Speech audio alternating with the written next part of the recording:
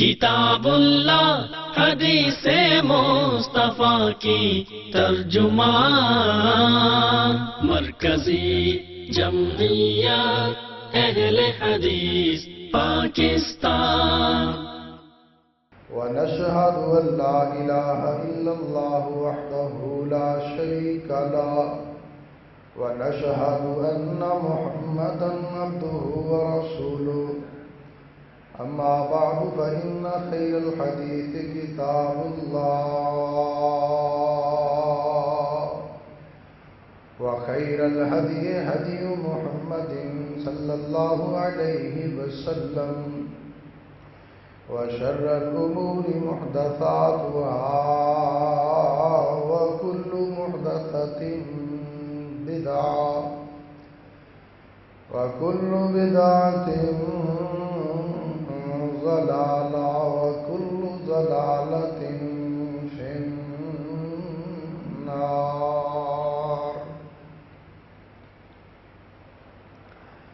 اللهم صل على محمد وعلى آل محمد كما صليت على إبراهيم وعلى آل إبراهيم إنك حميد مجيد۔ اللهم بارك على محمد وعلى آل محمد كما باركت على إبراهيم وعلى آل إبراهيم إنك حميد مجيد۔ رب اشرح لي صدري ويسر لي أمري واحلل عقدة من لساني يفقهوا قولي۔ رب زدني علما رب زدني علما رب زدني علما۔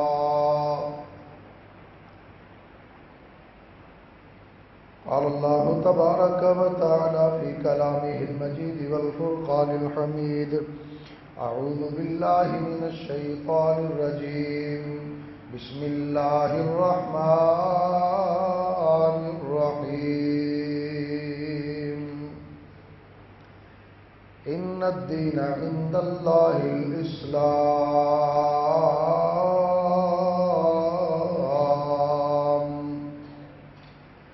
صدق اللہ العظیم وصدق رسولہ النبی الکریم۔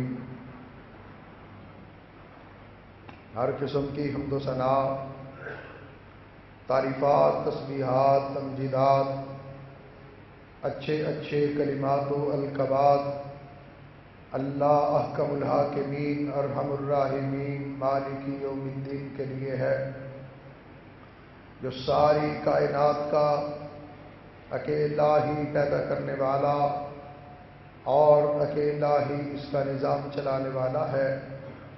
اللہ کی حمد و ثنا کے بعد بے شمار انگنت لا تعداد لا محدود درود و سلام میرے اور آپ کے پیارے آقا، میرے اور آپ کے پیر و مرشد، امام الانبیاء، خاتم الانبیاء، نبی الانبیاء، جناب محمد الرسول اللہ صلی اللہ علیہ وآلہ واصحابہ وسلم کی ذات پر، کہ جنہیں کائنات کے رب نے ساری کائنات سے اعلیٰ، اولا، بالا، کامل، مکمل، حسین اور احسن بنا کر مبعوث فرمایا۔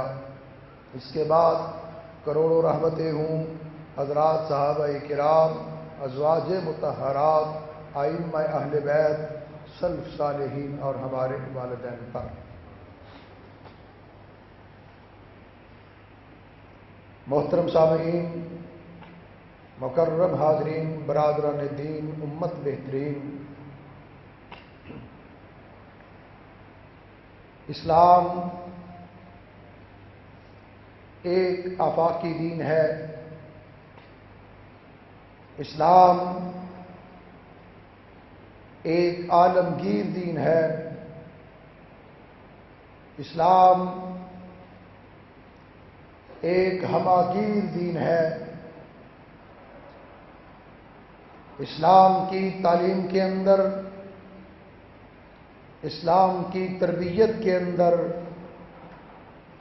یہ خوبی اور یہ خصوصیت ہے کہ یہ دین ہر وقت کے لیے ہے، ہر زمانے کے لیے ہے، اور ہر قسم کے لوگوں کے لیے اللہ نے اس دین کو پیدا فرمایا۔ یہ دین کامل ہے، مکمل ہے، اکمل ہے۔ خالق کائنات ارشاد فرماتے ہیں الیوم اکملت لکم دینکم، کہ میں نے آج کے دن تمہارے لیے اس دین کو مکمل کر دیا۔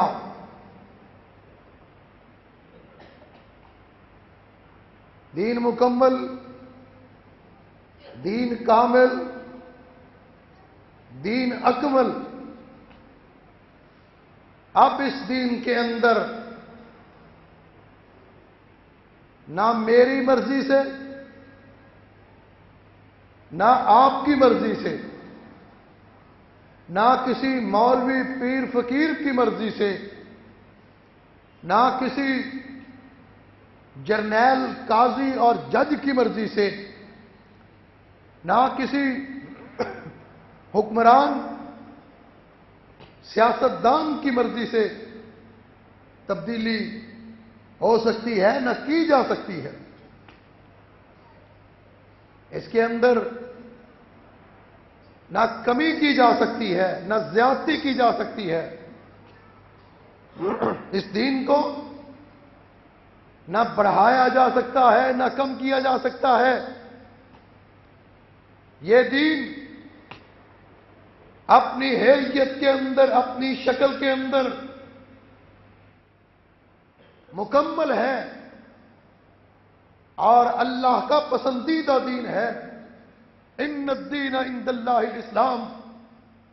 اس دین کو مولوی پسند کرے، کوئی خطیب پسند کرے، کوئی امام پسند کرے، کوئی ادیب پسند کرے، کوئی حکمران پسند کرے، کوئی سیاستدان پسند کرے، اور بات ہے، لیکن اس دین کی افضلیت کی وجہ یہ ہے، اس دین کی خوبی یہ ہے، اس دین کی خصوصیت یہ ہے کہ اس کو پسند کرنے والا کائنات کا خالق، کائنات کا مالک، کائنات کا رازق، ساری کائنات کو بنانے والا، ساری کائنات کو چلانے والا، وہ اس دین کو پسند کرنے والا ہے۔ کوئی عام اس دین کو پسند کرنے والا نہیں ہے۔ اللہ کی پسند ہے، اللہ کا انتخاب ہے، اللہ کی عطا ہے، اللہ کی بناوٹ ہے، اور اس پر اعتراض، اس پر تنقید، اس میں کمی، اس میں زیادتی نہیں کی جا سکتی۔ جو کرے گا، جو کرتا ہے، قرآن کہتا ہے وَمَن يَبْتَغِي غَيْرَ الْإِسْلَامِ دِينًا فَلَن يُقْبَلَ مِنْهُ، جو اسلام کے سوا کسی اور دین کو تلاش کرتا ہے، جو اسلام کے سوا کسی اور مذہب کی پیروی کرتا ہے، جو سچائی اور حقیقت کو، جو فلاح اور کامیابی کو، جو اللہ کی رضا کو، جو اللہ کی خوشنودی کو، جو جنت کے حصول کو اسلام کے علاوہ کسی اور راستے پہ تلاش کرتا ہے، اسلام کو چھوڑ کر مغرب کی طرف تلاش کرے، اسلام کو چھوڑ کر یورپ کی طرف تلاش کرے، اسلام کو چھوڑ کر لبرلزم میں تلاش کرے، اسلام کو چھوڑ کر سیکولرزم میں تلاش کرے، اسلام کو چھوڑ कर सोशलिज्म में तलाश करे, इस्लाम को छोड़कर हिंदुइज्म में तलाश करे, इस्लाम को छोड़कर बुद्धिज्म में तलाश करे, इस्लाम को छोड़कर किसी फहासी के अंदर तलाश करे, किसी उरियानी के अंदर तलाश करे। रब्बे जुल जलाल इरशाद फरमाते हैं फलन युक़बला मिन्हु, उसको किसी तरह भी कबूल नहीं किया जाएगा। कोई रास्ता कामयाबी की तरफ नहीं जाता, कोई रास्ता इस मंजिल की तरफ नहीं जाता। मंजिल की तरफ जाने वाला, कामयाबी की तरफ जाने वाला, अल्लाह की रजा की तरफ जाने वाला, जन्नत की तरफ जाने वाला, एक ही रास्ता है, एक ही मंजिल है, एक ही निशान है, एक ही दीन है, और इस दीन का नाम दीन इस्लाम है। इसके सिवा सब झूठ, सब गलत। लेकिन आज कुछ लोग ये कहते हैं कि जी इस्लाम के अहकामात, इस्लाम की तालीमात, इस्लाम की तरजीहात उस वक्त के लिए थी, अब के लिए नहीं है। हालात बदल गए हैं। उस वक्त जनाब हालात और थे, अब हालात और हैं। उस वक्त के तकाजे और थे, अब के तकाजे और हैं। हालांकि इस्लाम हमागीर दीन है, आलमगीर दीन है। हर वक्त के लिए इसका कानून है, हर दौर के लिए इसका कानून है। इसके ज़ाब्ते, इसका दस्तूर, इसका मंशूर, इसका आईन, इसके तकाजे हर इलाके के लिए हैं, हर रंग के लिए हैं, हर जमाने के लिए है, हर वक्त के लिए है। वक्त बदल सकता है, हालात बदल सकते हैं, जमाना बदल सकता है, अफकार बदल सकते हैं, तहजीबें बदल सकती है, लेकिन दीन इस्लाम ना बदला है, ना बदल सकता है, और ना इसके अंदर तब्दीली की इजाजत दी जा सकती है। क्या उस वक्त के हालात थे और अब के हालात हैं? इस्लाम के शुरू में अल्लाह के रसूल सल्लल्लाहु अलैहि वसल्लम ने हुक्म इरशाद फरमाया, तवाफ करो, पहले 3 चक्कर रमल की शक्ल में लगाओ, पहले 3 चक्कर रमल करो, यानी सीना तान के अकड़ के चलो पहलवानों की तरह, ताकि जो दुश्मन मुसलमानों को कमजोर समझता है, जो दुश्मन मुसलमानों को बीमार समझता है, जो दुश्मन मुसलमानों को ज़ईफ समझता है, उनको पता चले इनके ईमान भी मजबूत हैं, इनके अकीदे भी मजबूत हैं, इनके नजरिए भी मजबूत हैं, और इनके जिस्म भी मजबूत हैं। अकड़ के चलो, सीना तान के चलो, ताकि दुश्मन पर रोब जमाया जा सके। हजरत उमर रजी अल्लाह तआला अन्हु दौरे हुकूमत है, खिलाफत फारूक आजम है, अमीरुल मोमिनीन हजरत उमर फारूक रजी अल्लाह तआला अन्हु काबे का तवाफ कर रहे हैं। काबे का तवाफ करते करते रमल की शक्ल में चक्कर लगाए, फिर कहा अब तो हमें दुश्मन देखता ही नहीं, इस्लाम गालिब आ चुका, पूरा मक्का इस्लाम की लपेट में है, सारे मक्के वाले मुसलमान हो चुके हैं, यहां तो काफिर भी कोई नहीं, यहां तो मुशरक भी कोई नहीं, यहां तो हमारे दीन का मुखालिफ भी कोई नहीं। अब हम अकड़ के किसके लिए चलते हैं? अब हम सीना किसके लिए तानते हैं? फिर खुद ही जवाब देते हैं, इसलिए सीना तान के चलते हैं, इसलिए अकड़ के चलते हैं, हमने देखने वाला कोई नहीं, हमारा दुश्मन भी मौजूद नहीं, हमारा मुखालिफ भी मौजूद नहीं, सिर्फ इसलिए ऐसा करते हैं कि आमिना के लाल का हुक्म ऐसा करने का है,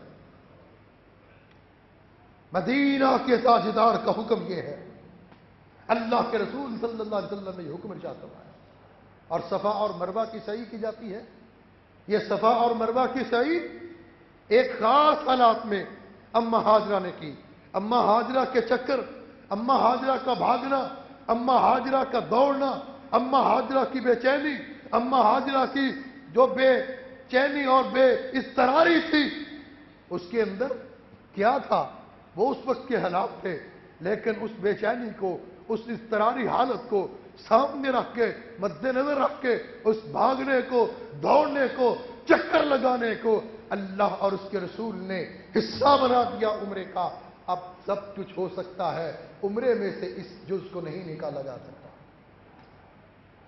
وہ حالات تو کئی ہزار سال پہلے کے تھے. اب تو لوگ وہاں پانی کی تلاش میں تو نہیں بھاگتے. اب لوگ اپنے بچوں کو لٹا کر تو نہیں بھاگتے. کس لیے بھاگتے ہیں؟ صفا اور مروہ کی سعی کس لیے کرتے ہیں؟ کہ ایسا کرنے کا امام کائنات، رسول کائنات، رحمت کائنات صلی اللہ علیہ وسلم نے حکم ارشاد فرمایا. آپ کے حکم کی تعمیل میں اور آپ کے حکم کی تعمیل اتنی ضروری ہے، اتنی واجب ہے. کعبے کا طواف کرتے کرتے حجر اسود کے سامنے امیر المؤمنین خلیفۃ المسلمین جانشین صدیق اکبر حضرت عمر فاروق رضی اللہ تعالیٰ عنہ حجر اسود کے سامنے آئے. حجر اسود کو مخاطب کر کے کہا، حجر اسود تو ایک پتھر کا ٹکڑا ہے، پتھر کے ٹکڑے سے بڑھ کر تیری حیثیت نہیں. تو نہ نفع کا مالک ہے، نہ تو نقصان کا مالک ہے، نہ تو اولاد دینے والا، نہ تو صحت دینے والا، نہ تو تندرستی دینے والا، نہ تو رزق دینے والا. رزق دینے والا بھی اللہ، نفع کا مالک بھی اللہ، نقصان کا مالک بھی اللہ، صحت کا مالک بھی اللہ، تندرستی کا مالک بھی اللہ، اولاد دینے والا بھی اللہ. حجر اسود تو کچھ نہیں کر سکتا. تجھے اس لیے بوسہ دیتا ہوں، تیرے پہ آ کر اس لیے سلام کرتا ہوں کہ ایسا کرنے کا مجھے میرے آقا نے حکم دیا. آقا کے حکم کی تعمیل میں، آقا کے فرمان کی تعمیل میں، آقا کی سنت کی پیروی میں، آقا کے فعل کی پیروی میں، آقا کے عمل کی پیروی میں ہم ایسا کرتے ہیں اور اپنے پیارے آقا کی سنتوں پہ عمل ایسا ہی کرتے رہیں گے. حالات بدل گئے لیکن سنت نہیں بدلی. حالات بدل گئے، اللہ کے رسول کے فرمان نہیں بدلے. آپ کا فرمان برحق، آپ کی سنت برحق سچی ہے اور ہر وقت کے لیے ہے. اس کے اندر نہ تبدیلی ہو سکتی ہے، نہ تبدیلی کی جا سکتی ہے. اور آج ہم یہی بات کہتے ہیں کہ لوگوں سن لو، دنیا کی کامیابی، آخرت کی کامیابی حکم خدا کے اندر، طریقہ مصطفیٰ کے اندر ہے. اللہ کی اگر تم خوشنودی چاہتے ہو تو اس کے رسول کی سنتوں کو اپنا لو، اس کے رسول کے طریقوں کو اپنا لو، اس کے رسول کو فرقے فرامین کو اپنا لو. اور اگر حکمران اپنی حکومتوں کو کامیاب بنانا چاہتے ہیں، حکمران اپنے ملکوں کی ترقی چاہتے ہیں، حکمران اپنے ملکوں کا استحکام چاہتے ہیں، تو پھر اللہ کے رسول کے فرامین کو اپنا دستور مان لیں، اپنا آئین تسلیم کر لیں. جو فرما دیا آمینہ کے لال نے اسے مان لیا جائے، جس سے روک دیا اس سے رکا جائے. اسی کے اندر میری بھی کامیابی ہے، آپ کی بھی کامیابی ہے، عوام کی بھی کامیابی ہے، خاص کی بھی کامیابی اسی بات کے اندر ہے. لیکن پتہ نہیں کیا ہوتا ہے اقتدار کے پجاریوں کو، پتہ نہیں کیا ہوتا ہے کرسی کے لالچیوں کو، کہ وہ اپنے اقتدار کی خاطر، مال کی خاطر اور کرسی کی خاطر، حکمرانی کی خاطر اپنی عزتیں بیچتے ہیں. وہ تو بیچتے ہی بیچتے ہیں، اقتدار کے لیے، حکومت کے لیے اپنے ایمان کو بھی بیچ ڈالتے ہیں. ایمان کا سودا، ضمیر کا سودا، عزت کا سودا، ملک کا سودا، عوام کا سودا کرتے ہیں اپنے اقتدار کو بچانے کے لیے، اقتدار کو حاصل کرنے کے لیے اور اقتدار کو طول بخشنے کے لیے. اسلام کو اپنا کر اللہ کی خوشنودی نہیں چاہتے، اللہ کے رسول کی رضا نہیں چاہتے، اللہ کے رسول کی خوشنودی نہیں چاہتے، بلکہ کس کی چاہتے ہیں. اور یاد رکھو، میں یہ بات علی وجہ البصیرہ کہتا ہوں، جو مسلمان ہوتا ہے، کلمہ پڑھنے والا، لا الہ الا اللہ محمد الرسول اللہ کا اعلان کرنے والا، غلامی رسول کا دعویٰ کرنے والا، جو غلام مصطفیٰ ہے وہ اپنے آقا کی خوشنودی چاہے گا. جو غلام مصطفیٰ ہے وہ اپنے آقا کے طریقوں پہ عمل کرے گا. جو غلام مصطفیٰ ہے وہ اپنے آقا کے فرامین پر عمل درآمد یقینی بنائے گا. لیکن جن کا آقا مغرب ہو، جن کا آقا یورپ ہو، جن کا آقا امریکہ ہو، جن کا آقا برطانیہ ہو، وہ مدینے والے آقا کے نہ حکموں کو دیکھتے ہیں نہ طریقوں کو دیکھتے ہیں۔ ان کو حکم کا انتظار ہوتا ہے مغرب سے، یورپ سے، وہ منتظر، اور اسی انتظار میں وہ سودا کرتے ہیں دین کا، اسلام کا، ایمان کا، نظریے کا، غیرت کا، ملک کا سودا کرتے ہیں کہ جناب پنجاب کے اندر بل پاس کرو، حقوق نسواں، حقوق خواتین بل، حقوق نسواں بل پنجاب کے اندر پاس ہوا۔ یہ حقوق نسواں بل بنانے والے، پاس کرنے والے یہ کون ہیں؟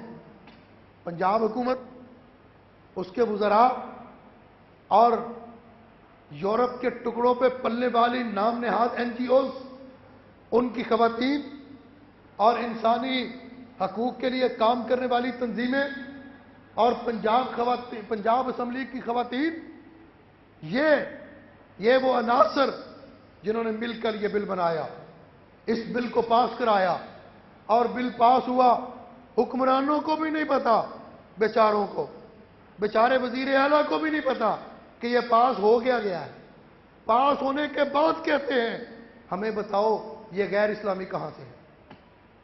جب یہ بل بنایا گیا نہ کسی عالم دین سے مشورہ کیا، نہ کسی مفتی سے رائے لی، اور چلو حکمرانوں اہل حدیثوں سے نہ رائے لیتے، حنفیوں سے لے لیتے، حنفیوں میں بھی دیوبندیوں کی رائے کو نہ مانتے، اور اپنے بریلویوں کے مولویوں کو بلا کر ان کو حلوے کھلا کر کوئی ان سے ہی پوچھ لیتے کہ یہ پاس کرنے لگے ہیں، یہ بنانے لگے ہیں، یہ قانون کا حصہ بنانے لگے ہیں، بتاؤ تو صحیح کیا یہ کوئی اسلام کے خلاف تو نہیں؟ اور آج یہی وجہ ہے کہ اس بل کو میں ہی غیر اسلامی نہیں کہتا، میرے قائد علامہ ساجد میری غیر اسلامی نہیں کہتے، بلکہ یہ بل ایسا ظالمانہ بل ہے کہ جس کو بریلوی بھی غیر اسلامی کہہ رہے ہیں، جس کو شیعہ بھی غیر اسلامی کہہ رہے ہیں، جس کو دیوبندی بھی غیر اسلامی کہہ رہے ہیں، ہر وہ شخص کہ جس کے دل کے اندر 1% بھی ایمان ہے، 1% بھی اسلام کا تصور موجود ہے، وہ اس بل کو اسلامی ماننے کے لیے تیار ہی نہیں، اس بل کو تسلیم ہی نہیں کرتا۔ اب اس بل کے پیچھے وہ نام نہاد این جی اوز، وہ اسلام دشمن، وہ ملک دشمن، وہ پاکستان دشمن ادارے اور این جی اوز کہ جن کا مقصد ہی پاکستان کے اندر مغربی تہذیب کا فروغ ہے، جن کا مقصد ہی پاکستان کے اندر مغربی کلچر کا احیاء ہے، جن کا مقصد ہی پاکستان کی بہو بیٹی کے سر سے آنچل کو چھین لینا ہے، جن کا مقصد ہی پاکستان کی عزتوں کو بازار میں نیلام کروانا ہے، جن کا مقصد ہی پاکستان کی عزتوں کو سرے بازار نچوانا چاہتی ہے، یہ کام کرنے والے ادارے اور این جی اوز وہ ہیں، نہ یہ محب وطن ہے، نہ یہ محب اسلام ہے۔ مغربی تہذیب کے دل دادا، مغربی تہذیب کے پیروکار، اور مغربی تہذیب یہ کیا ہے، یہ کیا چاہتی ہے؟ مغربی تہذیب چاہتی ہے کہ پاکستان سے حیا کا کلچر ختم ہو، مغربی تہذیب چاہتی ہے پاکستان سے شرم کا کلچر ختم ہو، مغربی تہذیب چاہتی ہے پاکستان سے خاندانی نظام ختم ہو، مغربی تہذیب چاہتی ہے پاکستان کی بہو بیٹی کو بےہودہ کر دیا جائے، مغربی تہذیب چاہتی ہے پاکستان کے نظام تعلیم کے اندر مخلوط کلچر ہو، مغربی تہذیب چاہتی ہے پاکستان کے اداروں کے اندر مخلوط نظام ہو، مغربی تہذیب چاہتی ہے کہ عورت کو ماں کی جگہ سے اٹھا کر بازار کی زینت بنا دیا جائے، مغربی تہذیب چاہتی ہے بہن کو عزت کی جگہ سے اٹھا کر اشتہار کے لیے بورڈ پہ عویزاں کر دیا جائے، مغربی تہذیب چاہتی ہے بیٹی کو ناموس کے سرکل سے نکال کر بازار کے اندر آوارہ منش اور بدگماش لوگوں کے سامنے پھینک دیا جائے۔ یہ مغربی تہذیب چاہتی ہے۔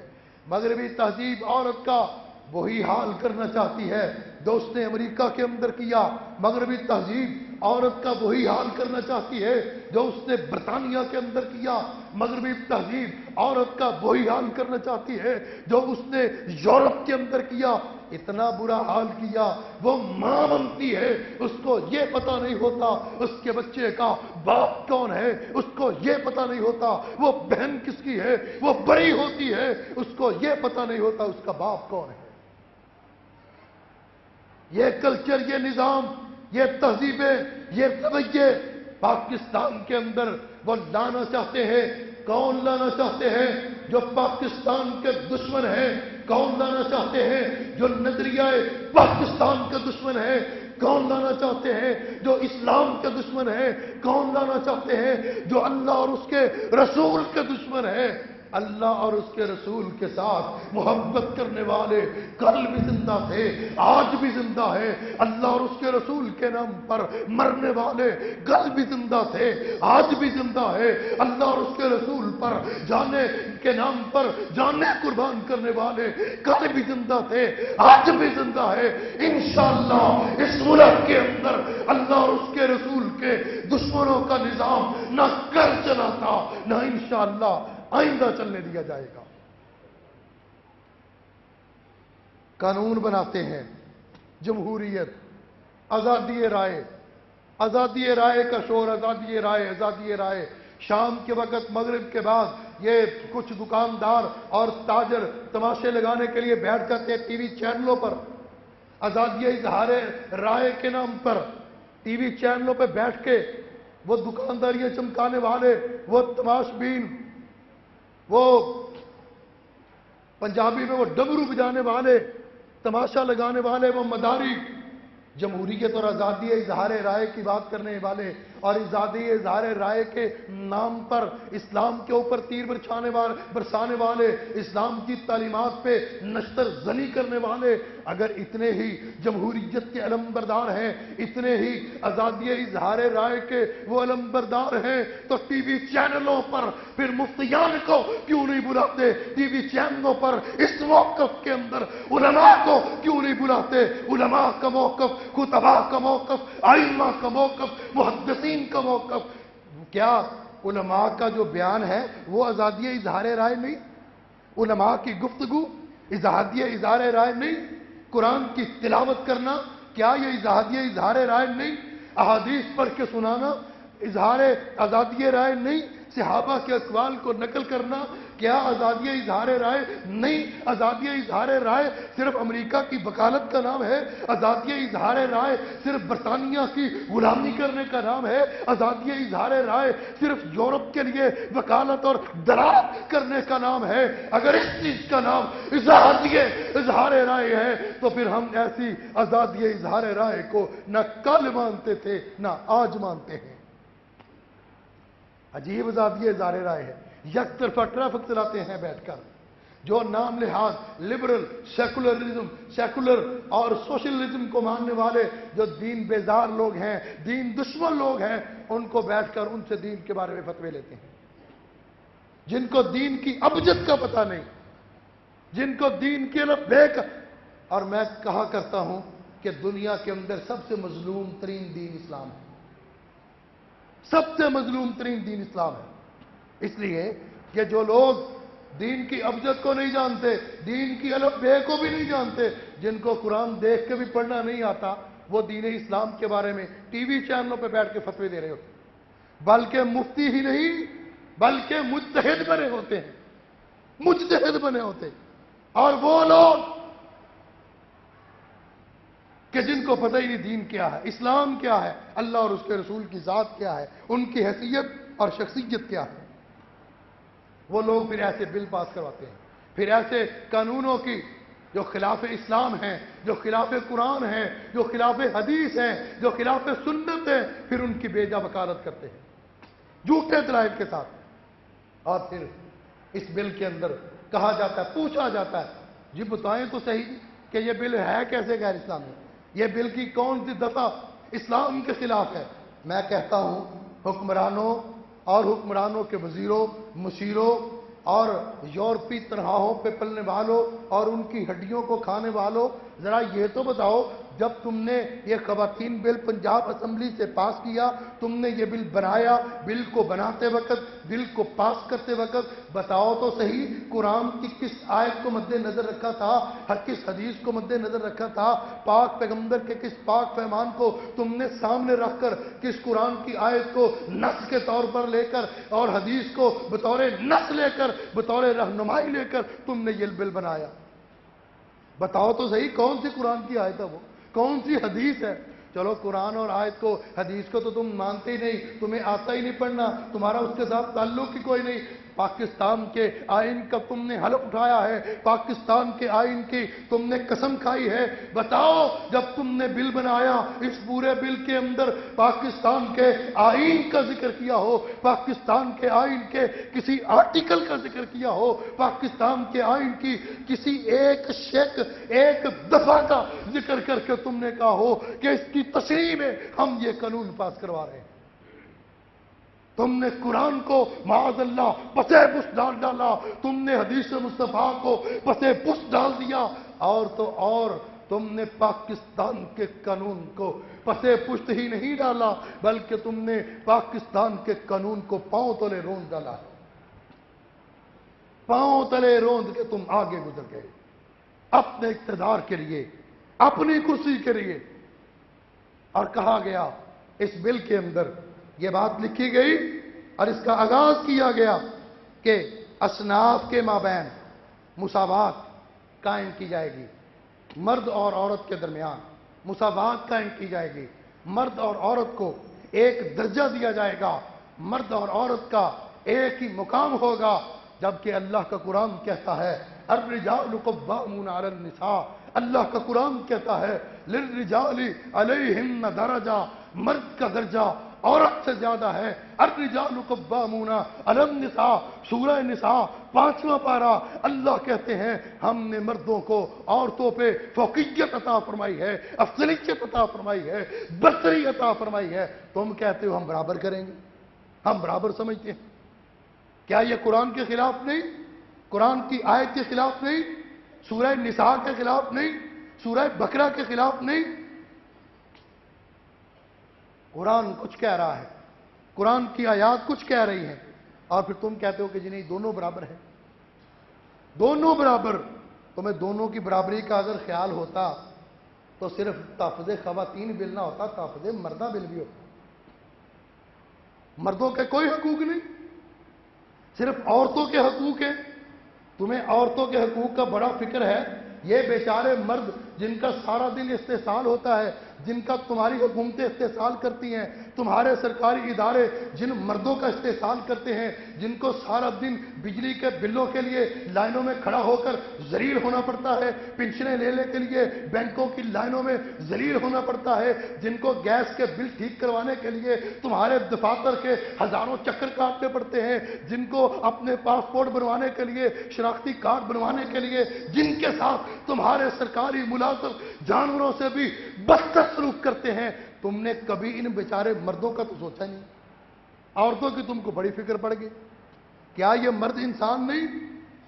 تم مساوات کی بات کرتے ہو، انصاف کی بات کرتے ہو، برابری کی بات کرتے ہو، اور برابری کی بات کرتے ہو، عورت کو اٹھا کے مرد کے مقام پہ لاتے ہو اور مرد کو اٹھا کے عورت سے ذلیل کر دیتے ہو۔ عورت بل کے اندر لکھا گیا متاثرہ شخصیت، بیوی نہیں، متاثرہ شخصیت ماں ہے، بیوی ہے، بیٹی ہے، بہن ہے، اور اس کو تنگ کرنے والا، اس کو مارنے والا، اس کو تشدد کرنے والا، اس کی آزادی اظہار رائے کے اندر مداخلت کرنے والا، اس کی آزادی کے اندر مداخلت کرنے والا مرد، یعنی باپ بھی اپنی بیٹی کو نہ ٹوکے کہ بیٹی رات کے 12 بجے کہاں سے آ رہی ہو۔ یہ کلچر چاہتے ہیں پاکستان کے اندر، کہ بہن بھی اپنی بھائی بھی اپنی بہن کو کسی غیر کے ساتھ جاتے ہوئے دیکھے وہ یہ پوچھنے کی جرت نہ کرے تم کس کے ساتھ گئی تھی. خاوند اپنی بیوی کو کسی کے ساتھ فیس بک پہ دیکھے, کسی کے ساتھ موبائل پہ باتیں کرتے ہوئے دیکھے, کسی کے ساتھ چیٹنگ کرتے ہوئے دیکھے, کسی کے ساتھ جناب باہر ہوٹلوں کے اندر کلبوں کے اندر جاتے ہوئے دیکھے, اور خاوند بھی اپنی بیوی کو نہ پوچھے کہ جناب محترمات یہ کیا کر رہی. بل کے اندر لکھا, بل کے اندر اگر پوچھے وہ عورت گھر چھوڑ دے, کہاں جائے؟ Shelter home. شیلٹر ہوم کو کون چلائے گا؟ شیلٹر ہوم کے بارے میں اسی قانون کے اندر لکھا کہ شیلٹر ہوم کو چلانے والی این جی اوز ہوں گی. اور وہ این جی اوز کون ہوں گی؟ ان این جی اوز کے اندر کتنے مسجدوں کے امام ہوں گے, ان این جی اوز کے اندر کتنی مسجدوں کے خطیب ہوں گے, اور ان این جی اوز کے اندر کتنے نیک اور پارسال لوگ ہوں گے, ان این جی اوز کے اندر کتنے حاجی اور نمازی ہوں گے. آپ اس بات سے اندازہ لگا لو وہی این جی اوز ہوں گی جو اس عورت کو گھر سے نکال کے شیلٹر ہوم پہنچا رہی ہے. وہی این جی اوز کل کو اس کو شیلٹر ہوم سے نکال کر ایک ایک ہوم میں سپلائی کا ذریعہ بنے گی. ایک ایک ہوم کے اندر سپلائی مہیا کرنے والی وہ این جی اوز, وہ ادارے. اور پھر کون ہے؟ مخیر حضرات. واہ واہ واہ, مخیر حضرات, مخیر حضرات, معزز حضرات نہیں, معزز نہیں, مخیر.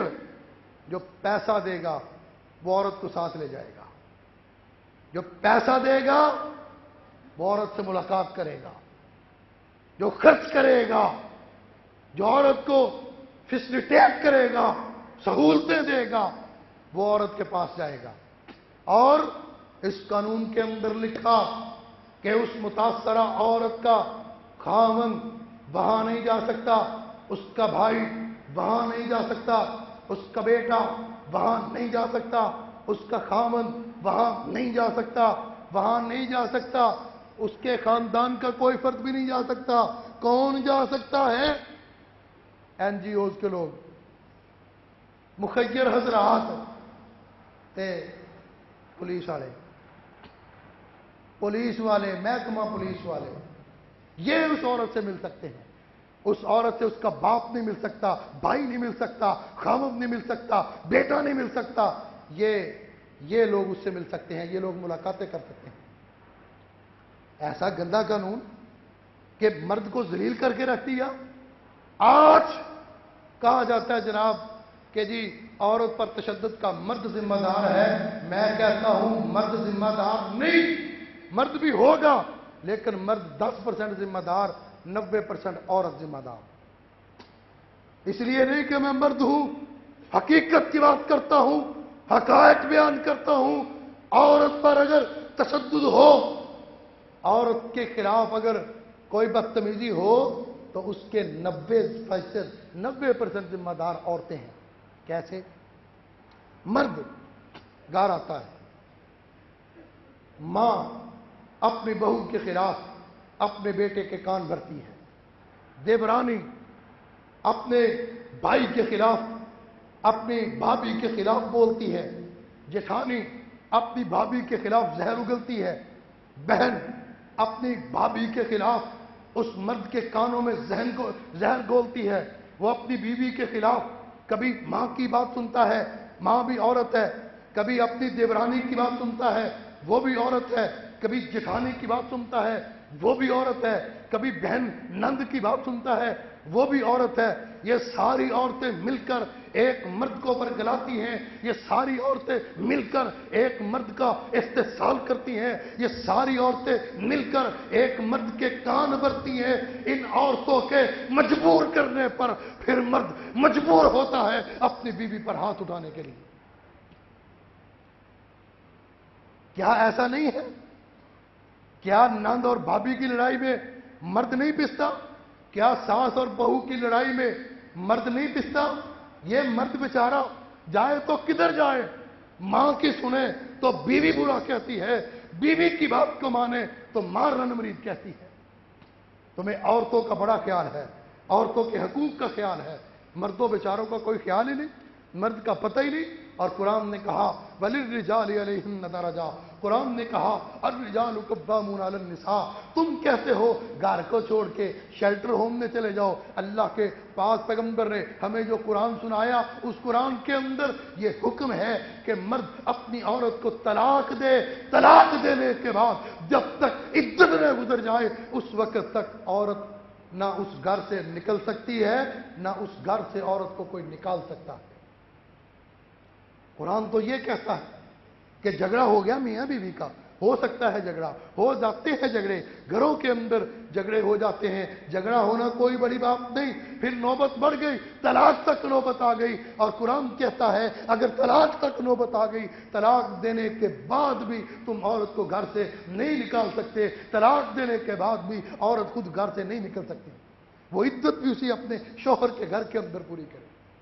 اور تم کہتے ہو کہ جھگڑا ہوا، مار کٹائی ہوئی، طلاق بھی نہیں ہوئی، تم شیلٹر ہوم میں چلے جاؤ، اور مارنے والا اگر باپ ہے عدالت کے اندر اس کو طلب کرو، مارنے والا بھائی ہے عدالت کے اندر طلب کرو، مارنے والا بیٹا ہے عدالت کے اندر طلب کرو، مارنے والا خامن ہے عدالت کے اندر طلب کرو، اور عدالت مدعیہ کی، قانون کے الفاظ سنو، عدالت مدعیہ کی قسم پر، مدعیہ کے حلف پر سزا کا فیصلہ سنا دے گی۔ جو مدعا علیہ ہے، جو ملزم ہے، جو باپ ہے، جو بھائی ہے، جو خامد ہے، عدالت نہ اس کو وکیل کا موقع دے گی، نہ اس کو صفائی کا موقع دے گی۔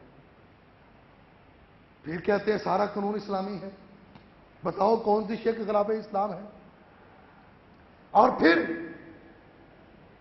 قرآن نے کہا کہ اگر تمہارے درمیان اختلاف ہو جائے، اور فرمایا پہلے اس کو نصیحت کرو، خامد اپنی بیوی کو نصیحت کرے، پہلی بات، وہ نصیحت نہیں سمجھتی، پھر فرمایا کہ خامد اپنا بستر کو الگ کر دو، پھر بھی وہ نہیں سمجھتی، پھر قرآن نے کہا وہ تدیبی طور پر سرزنش کے لیے ہلکا مارے وَضْرِبُوهُنَّ، قرآن کے الفاظ ہیں، اور وکالت کرنے والوں یورپ کی اور امریکہ کی وکالت کرنے والوں، برطانیہ کی وکالت کرنے والوں، این جی اوز کی کہ ٹکڑوں پہ پلنے والوں، مجھے وَضْرِبُوهُنَّ کا ترجمہ تو بتاؤ۔ قرآن کے الفاظ ہیں، قرآن کہتا ہے وَضْرِبُوهُنَّ، مفسرین کہتے ہیں وَضْرِبُوهُنَّ، اللہ کے نبی نے فرمایا وَضْرِبُوهُنَّ، صحابہ فرماتے ہیں وَضْرِبُوهُنَّ، ائمہ فرماتے ہیں وَضْرِبُوهُنَّ، اور تو نام نہاد بل لے کے آ گیا، اس بل کو جو قرآن کے خلاف ہے، حدیث کے خلاف ہے، سنت کے خلاف ہے، صحابہ کے خلاف ہے، اجماع کے خلاف ہے، ائمہ کے خلاف ہے،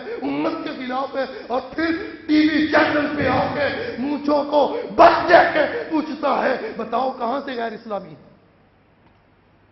تمہیں تو اسلام کا پتہ ہی نہیں، تم بیچاروں کو کیا پتا اسلام کیا ہوتا ہے؟ تمہارا تو اپنی مرضی کا اسلام ہے، تم تو اس کو اسلام سمجھتے ہو جو تمہارے ذہن کے اندر ہے، تم اس کو اسلام سمجھتے ہو جو تمہارے دل کے اندر ہے، تم اس کو اسلام سمجھتے ہو جو تمہارے خطور کے اندر ہے، اور یاد رکھو ہم تمہارے اسلام کو نہیں مانتے، ہم اسلام آباد کے اسلام کو نہیں مانتے، ہم مدینے والے کے اسلام کو مانتے ہیں، مکے والے کے اسلام کو مانتے ہیں۔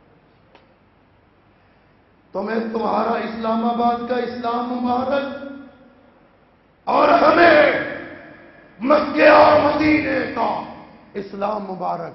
فیصلہ قیامت کا دن ہوگا، تمہارا اسلام اللہ اور اس کے رسول والا، یا ہمارا اسلام اللہ اور اس کے رسول والا۔ یہ قانون ختم ہونا چاہیے۔ قانون کے شکے اسلام کے خلاف ہیں، سارا قانون اسلام کے سے متصادم ہے۔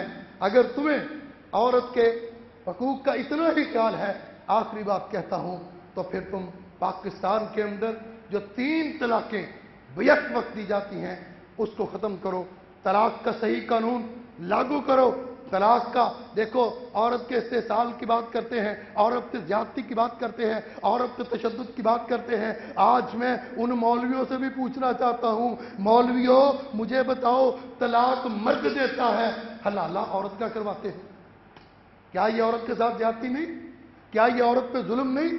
کیا یہ عورت کا استحصال نہیں کہ طلاق مرد دے، غلطی مرد کرے، صلح کے لیے، واپس آنے کے لیے، رجوع کے لیے، حلالہ عورت کا کرواتے ہیں؟ ایسا عجیب قانون ہے، ایسی عجیب تمہاری منطق ہے کہ طلاق مرد دے رہا ہے، زیادتی مرد کر رہا ہے، غلطی مرد کر رہا ہے، اور سزا بیچاری عورت بھگت رہی ہے۔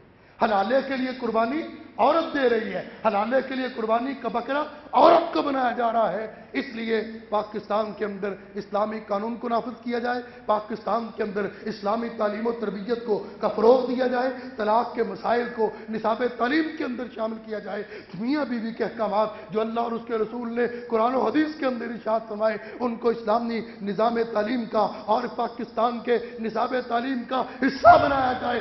وقت ختم ہو رہا ہے، میں کہاں کہاں روؤں، میں کہاں کہاں فریاد کروں، میں کس کس موضوع پر چیخوں، میں کہاں کہاں آپ کے در و دیوار کو ہلاؤں کہ پاکستان کے جس نصاب تعلیم کی بات کر رہا ہوں، سپریم کورٹ نے ایک حکم نامہ جاری کیا کہ پاکستان کے نصاب تعلیم سے گاندھی کے کردار کو از سر نو مرتب کیا جائے۔ سپریم کورٹ نے 2013 میں پشاور کی چرچ پہ حملہ ہوا، عیسائی مارے گئے، کچھ عیسائی سپریم کورٹ میں چلے گئے، این جی اوز بھی سپریم کورٹ میں چلی گئی، وہاں پر انہوں نے ایک رٹ دائر کی، رٹ سپریم کورٹ میں دائر ہوتی ہے، کہتے ہیں پاکستان کا جو نصاب تعلیم ہے یہ لوگوں کو انتہا پسندی کی طرف لے جاتا ہے، یہ فرقہ واریت پھیلاتا ہے، یہ مذہبی دہشت گردی پھیلاتا ہے، لہذا پاکستان کا نصاب تعلیم تبدیل ہونا چاہیے۔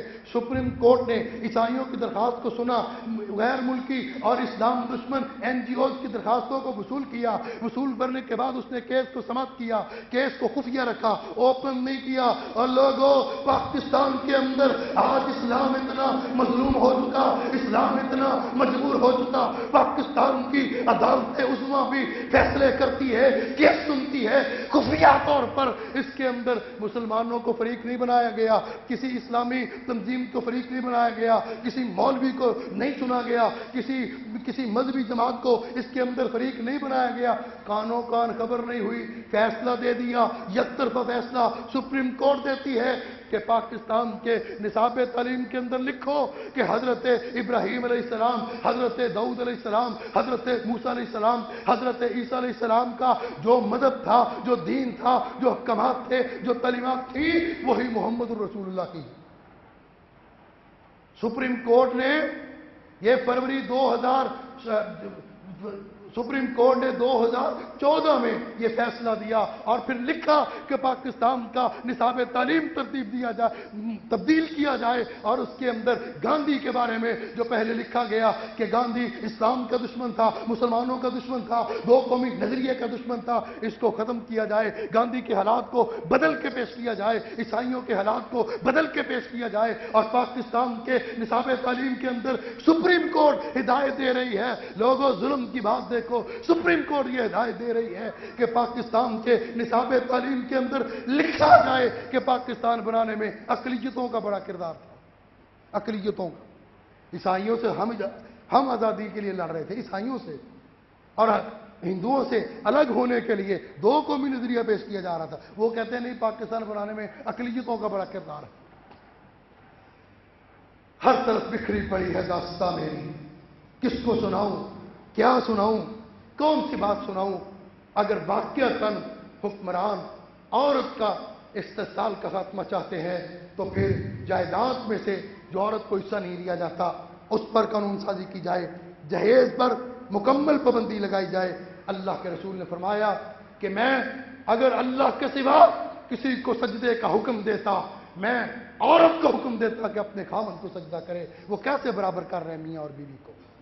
اللہ کے رسول نے فرمایا کہ اگر مرد رات اپنی بیوی کو اپنے بستر پہ بلائے، وہ اس کی آواز پہ نہ آئے، ساری رات اللہ کے فرشتے اس عورت پر لعنت کرتے رہتے ہیں۔ کس طرح تم برابر کر رہے ہو مرد اور بیوی کو؟ دعا کرو اللہ ہمیں قرآن و سنت کا مطالعہ کرنے کی، اور پھر پاکستان کے اندر قرآن و سنت کی بالادستی کے لیے اللہ ہمیں کوشش کرنے کی توفیق عطا فرمائے۔ وآخر دعوانا الحمدللہ رب العالمین۔